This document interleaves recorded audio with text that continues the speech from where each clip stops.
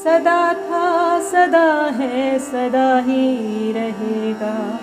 सनातन ही भारत की पहचान। सब्सक्राइब करें आदर्श।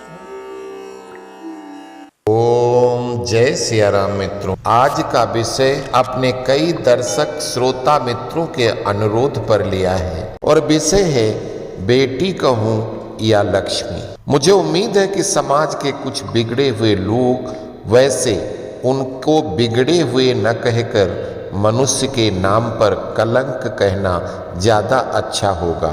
ऐसे लोग इस वीडियो को देखकर कुछ सीख कर शायद लड़कियों की भ्रूण हत्या करवाने वाले ऐसे लोग इस महापाप से तौबा कर लेंगे। आज का विषय अति रोचक एवं सोचनीय, हर लड़की के लिए एक प्रेरक कहानी है और लड़कों के लिए अनुकरणीय शिक्षा है। कोई भी लड़की की सुंदरता उसके चेहरे से ज्यादा दिल की होती है। पति ने घर में पैर रखा तो पूछता है, अरे सुनती हो? आवाज सुनते ही पत्नी हाथ में पानी का गिलास लेकर बाहर आई और बोली, अपनी बेटी का रिश्ता आया है।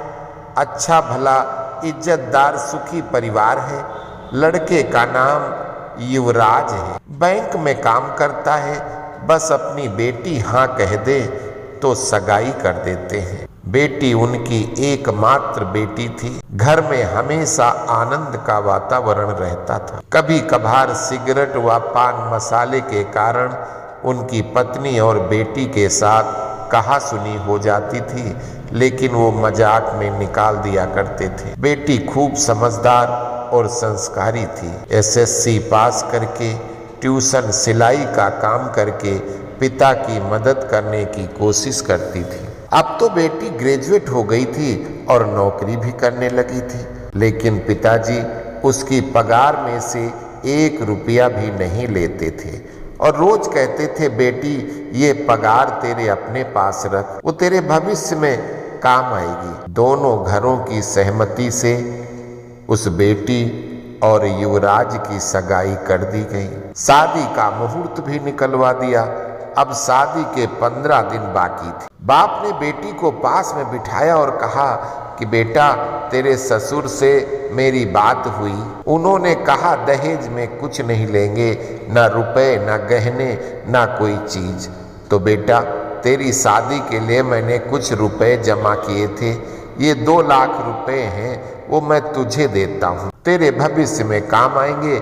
तू तेरे खाते में जमा करवा लेना। ओके पापा। बेटी छोटा सा जवाब देकर अपने रूम में चली गई। समय को जाते कहाँ देर लगती है। वो शुभ दिन 15 दिन बाद आ गया।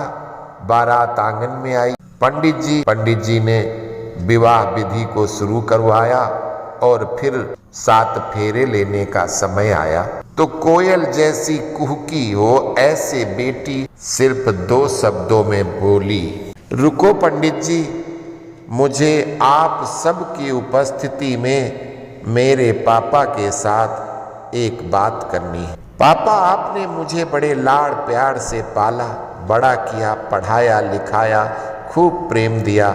इसका कर्ज तो मैं जीवन भर नहीं चुका सकती, लेकिन युवराज और मेरे ससुर जी की सहमति से जो आपने दिया 2 लाख रुपए का चेक, मैं वो आपको वापस देती हूँ। इन रुपयों से मेरी शादी के कारण लिए हुए उधार वापस दे देना और दूसरा चेक 3 लाख रुपए का जो मैंने अपनी पगार में से बचत की है, वो आप जब रिटायर होंगे तब आपके काम आएंगे। मैं ये नहीं चाहती कि आपको बुढ़ापे में किसी के आगे हाथ फैलाना पड़े।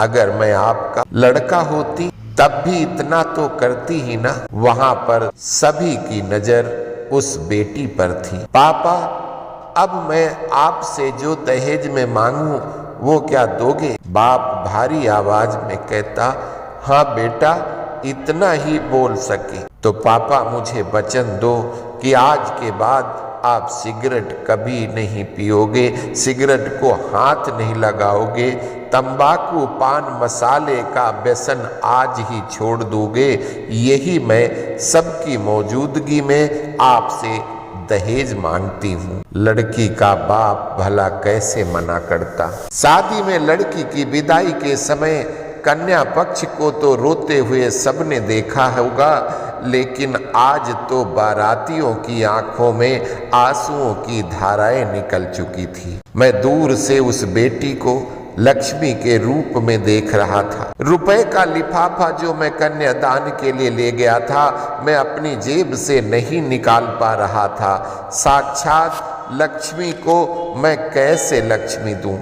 लेकिन एक सवाल मेरे मन में जरूर उठा कि भ्रूण हत्या करने वाले लोगों को इस जैसी लक्ष्मी मिलेगी क्या? तो उम्मीद करता हूं कि आपको इस कहानी से शिक्षा अवश्य मिली होगी। अस्तु। जय सिया राम।